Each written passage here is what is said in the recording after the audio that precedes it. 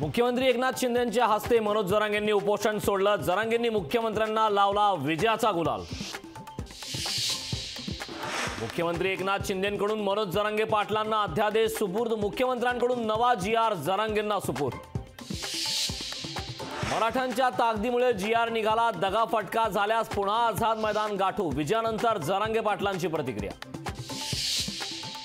मुख्यमंत्र्यांनी सगळे सोयऱ्यांबाबत अध्यादेश काढल्याने आभार। सगळे सोयऱ्यांना प्रमाणपत्र मिळावं यासाठी इथं आलो। जरांगे पाटलांचं वक्तव्य। ओबीसींच्या सगळ्या सवलती मराठा समाजाला देणार। मुख्यमंत्री एकनाथ शिंदेंचं मराठा समाजाला आश्वासन। सगळे सोयरे कायद्याच्या कसोटीवर टिकणार नाही। झुंडशाहीनं कायदे नियम बदलता येत नाही। छगन भुजबळांची अध्यादेशानंतर प्रतिक्रिया। मराठा आरक्षणाच्या अध्यादेशाविरोधात कोर्टात जाणार। इतर वर्गावर अन्याय होऊ न देण्याची माझी जबाबदारी। गुणरत्न सदावर्तेंचं विधान। मनोज जरांगेंच्या आंदोलनाला मोठं यश। जरांगेंच्या सर्व मागण्या सरकारकडून मान्य। मराठा समाजाला जल्लोष सुरू। आपलं सरकार देणारं आहे, घेणारं नाही। आम्ही मतासाठी नाही, हितासाठी निर्णय घेतला। मुख्यमंत्री शिंदेंचा टोला।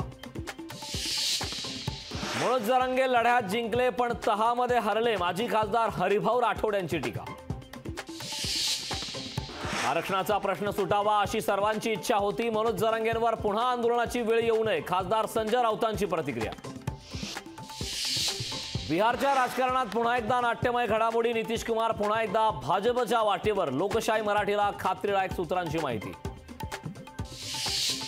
1 तारखेला केंद्रीय अर्थमंत्री निर्मला सीतारामन 2024-25चा अंतरिम अर्थसंकल्प सादर करणार। नव्या अर्थसंकल्पात 4 कर सवलती मिळण्याची अपेक्षा।